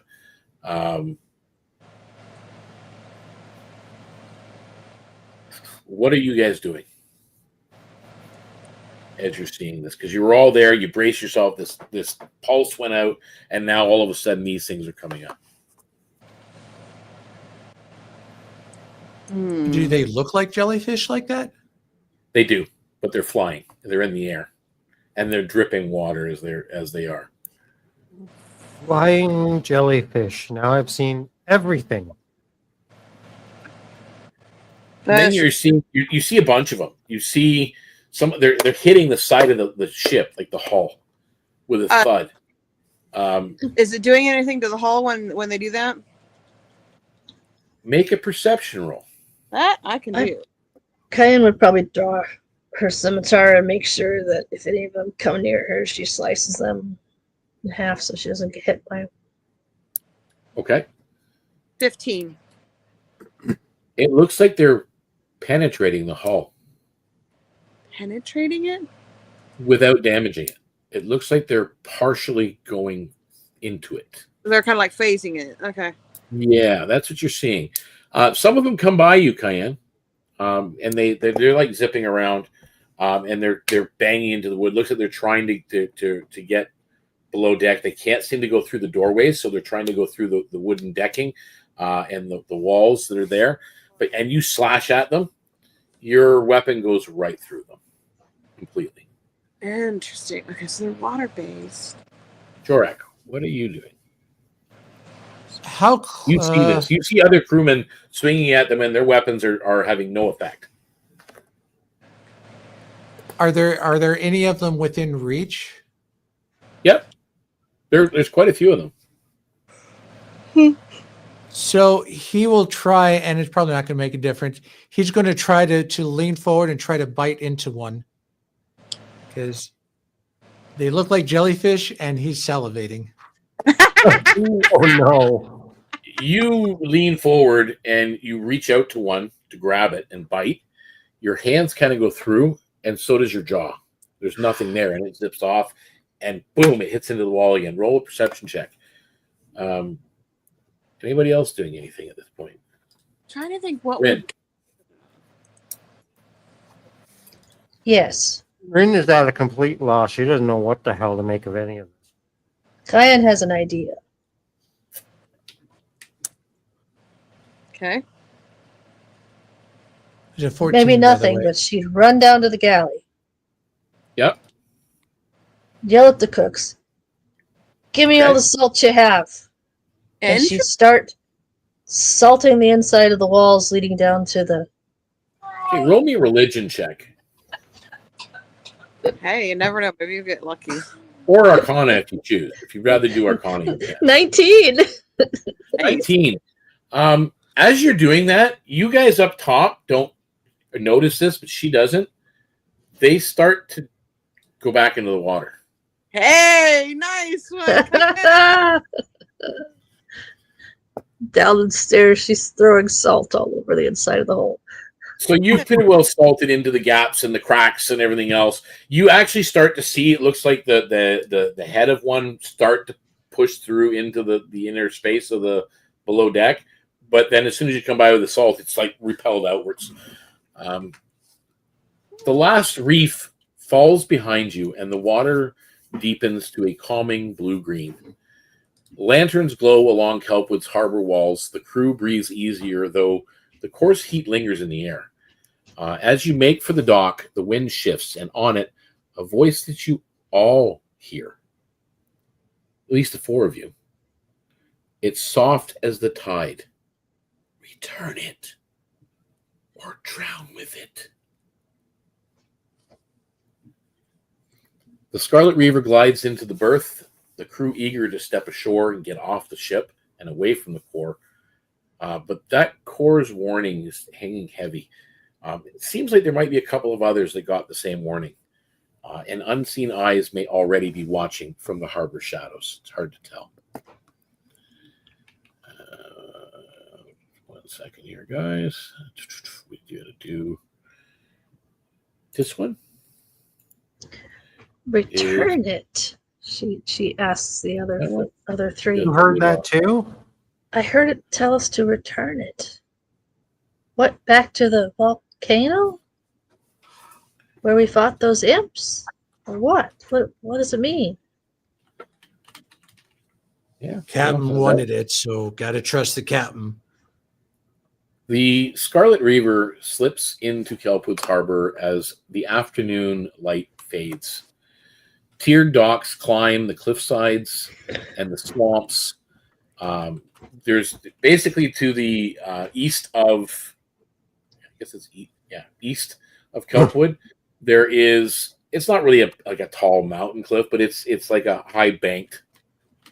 It's like a cliff, and then it comes down, and then there's the delta for the river, the Silver Run River, that comes out of the middle lands and comes down through this area, and then there's the swamps, the marshland of Kelpwood, and its area, and then to the west there's more cliff faces that are there. So that's just to kind of see what's going on. So there are docks everywhere. There are decking everywhere. There's rope bridges everywhere. The harbor smells of wet rope and pine from the tar and the forested regions beyond. You can smell the moss and the algae and the mangrove trees. Like it's kind of a lot. Like you've gotten kind of used to it being aboard a ship, but this is now you're adding ocean to swamp, and it's kind of an odd blend to your nostrils. Lanterns flicker to life along the quay as lines are thrown and mooring hooks bite into the dock. Crew members begin unloading some cargo that they had on board. Their eyes are drifting towards the hold, and where the captain and Garrick now come up from below with a big metal box. And you can hear that humming from within the box. What are you guys like? How do you guys step onto the docks at this point as the captain's going off with a separate entourage, not involving you guys? So how does Jorak go on to the docks of Kelpwood? Warily, confident, kind of trying to slip away on your own. Like what's Jorak up to?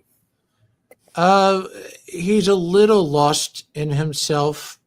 He's probably going to be the last one to go on the docks because right now he's looking at the docks. He's looking at the casual people. It's not a dangerous port. This is people living their lives.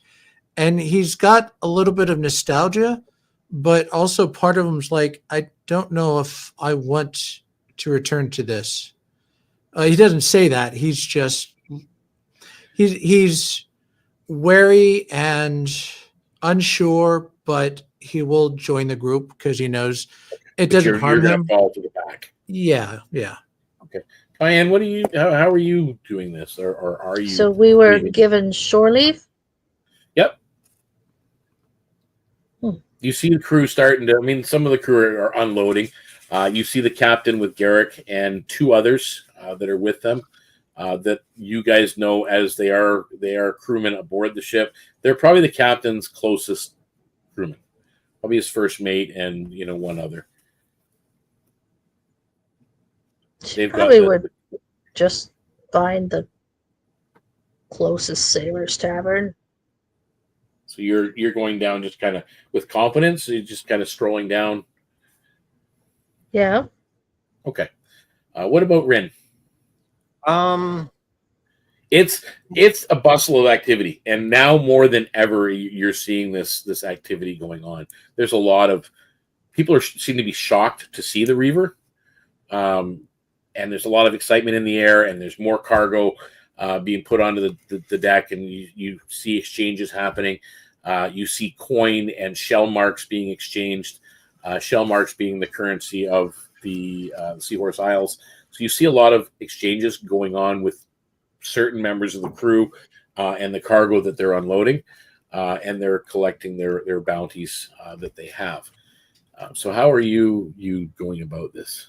Rin being Rin, she puts on an air of arrogance and basically dances her way off the ship completely carefree. Okay, are you being genuine or are you putting on a front? It's kind of half and half. Roll me a performance.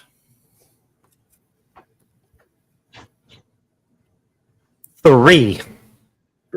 Okay. You know you've got 2 left feet. Like you're feeling off. Daksha, how are you proceeding down? So she herself is actually pretty confident. Just there isn't really any reason for her to have any worries really right now. But she's being her ever watchful self and notices that Jorek's kind of a little hesitant, and I think she just very gently pats him on the back. You can stick with me if you like. So the 2 of you are the last off the ship. Yes. And as you're going, you see basically Cayenne's in the lead. It seems to be she's headed down one of the docks that looks like it's headed towards one of the more active spots off to the side. And it's not up, it's actually on the water, and it's floating.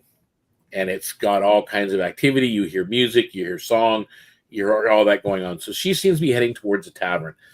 You guys are all down there, and Garrick the Raven is with you, along with Captain Vane, walking in unison as the rest of the crew are doing trades. Transferring the Ashen Core into a reinforced cart that's flanked by 2 others. And the core, you can see the glow through the crack of the box, the lid, coming out. And this heat is still radiating through this box. And it's not, you see now that it's not iron, it's not steel, it's brass that it's in. And Captain Vane steps close and speaks very quietly. We made it. But this is not over. Eyes will be on us here. And not all of them are friendly. Just to warn you. He glances towards a cluster of cloaked figures along the way. You guys can make perception rolls, please. Oh, come on. Nat one. You're oblivious. You're just focusing on 19. Yeah, but I'm 19? focused on Jorak, making sure he's okay. Diane? 12. Like 12s today. You're just focused on getting to the bar. Correct? 6. 6. You're just kind of focusing on Daksha helping you along the way. So, Rin, you're the only one to notice it. There you go. You note that those figures that the captain just kind of glanced towards, they're wearing robes, and the robes are damp, and they're trimmed with seashell charms. Seems to be markers of the Leviathan cult. But they're not making any action towards you right now. I nudge Jorek in the ribs with my elbow, and I point them out to the. What about them? They look Do you like explain what they are? cultists. Now that you look, yeah. Now that she points it out, they definitely look like Leviathan cultists.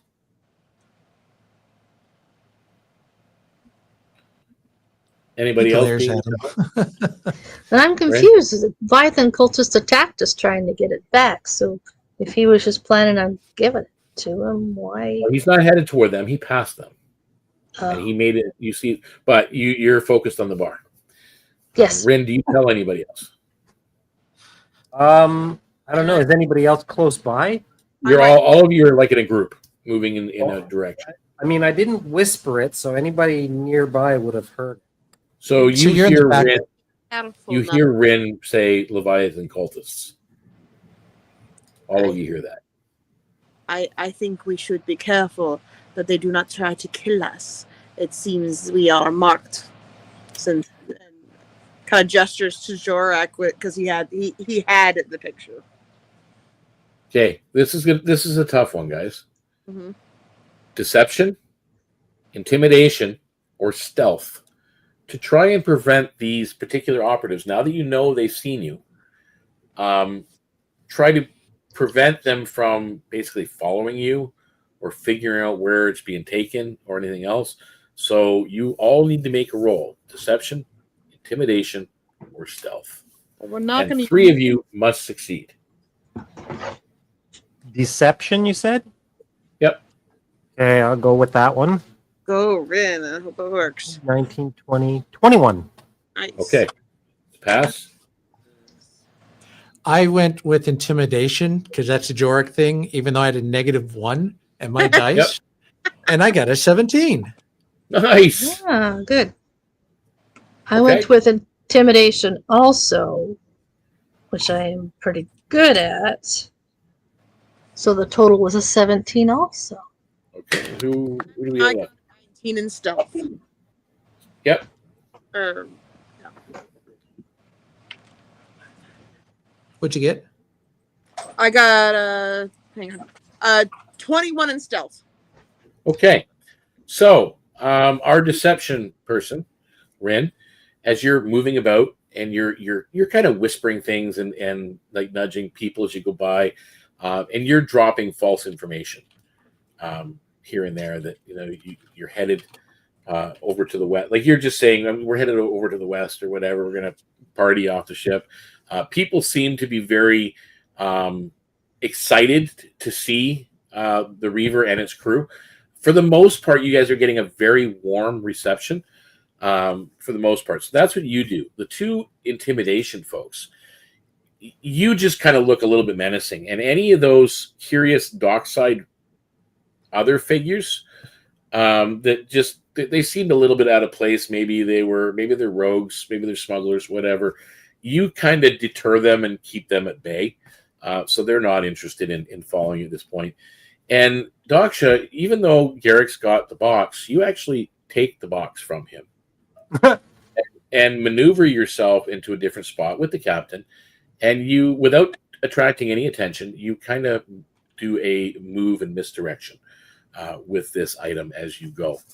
And as the last cargo behind you is stowed and the core is now being taken by Garrick, the captain, and those two crew, they disappear into the walkways and the decking above, leaving you guys behind. A sudden stillness falls over the harbor out at sea, and the water beneath the Reaver ripples, though there's no wind, there's no waves. You feel a pressure in your chest, like the moment before a wave breaks. Then, in the minds of every crew member, a voice speaks low and cold. Return it or drown with it. The water swells against the hull before falling still once more. The Scarlet Reaver prepares to take on new provisions. Captain Vane's orders, like when he comes back, there's no box with him anymore. And his orders are urgent. We can't linger here. The sea remembers us now. The voyage will continue, but the Leviathan cult will not relent. And with that, we end episode 2. Yay! So, to sum up, the captain took the item, the core, made his delivery and his exchange as agreed upon. And even though you guys are no longer in possession of the core, you are the last individuals, or there are 4 people aboard the ship that know exactly where the core went. So the Leviathan cult may come after the crew, or in particular Garrick, the captain, and those 2 other crewmates, to get information on where it is. So that sums up the episode. You guys received a grand total. Let me figure this out here. You did all the encounters. That's 300 experience points each.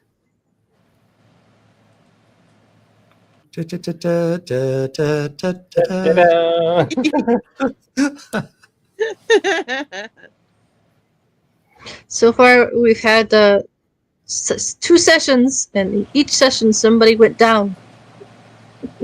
So, question for you. Yes. Do you play by the rule that if you are hit for more than negative your max AP, is that instant death? No. Okay. I mean, that's old school, where you can go down to -10, and then after -10, you're dead.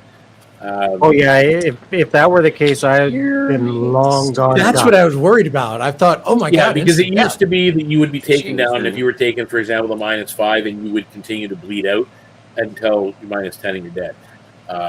So depending on how far you got taken down, and if you got taken down in one hit to below -10, you would be dead. But we don't do that. We do like 5th edition. We stop at 0. However, I do it differently because I think it makes more sense that when you fall to 0, every round you make a Constitution save to see if you take more exhaustion and how long of your recovery time is it going to take once you're brought back. There are ways to bring back individuals too with hit points without the exhaustion, where they only, even if they had 5 levels of exhaustion, they'll come back with 1. But that's using straight magic. A potion for us is not magic; it's alchemical. So a little bit of a difference in that regard. So you do get that experience. Just to sum it up as well, you've got that half-burned scroll with your likenesses on it that have like that red cross through it. You're not sure if it's paint or blood or whatever it is. You have the 2 seashell masks that Fan art. Fan art. You have that. Now, who has that piece of driftwood? Cayenne, I believe you have it. The scrimshaw driftwood. Yes. Yes, because that came off of that drowned guy. You know something about it. Oh, we just lost. Okay. We just lost Daksha. You know that it glows brighter the closer it gets to the core. Mm. It's not glowing at all now, as you guys are back on the ship, and now that it's been taken away. But you actually, in your possession, you have an item that can be used to find the core. So just to kind of put that out there. Okay. You guys all know as well that you have that feather from Garrick, that he owes you a favor, or so he says. And right now, you also have earned, and you can write this on your sheet. It's important, and when you do get me back the doc file, I hope it's on there somewhere. You also have Kelpwood favor as well.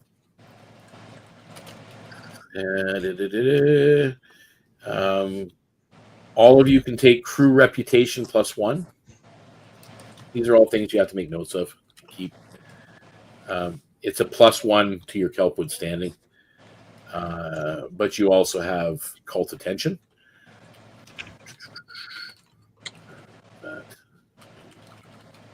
Didn't get that. Didn't get that.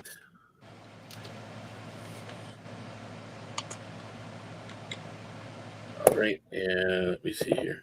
And you're each given an additional 50 gold pieces for your share of the loot and delivery of the goods in the harbor. How many gold pieces was that again? 50.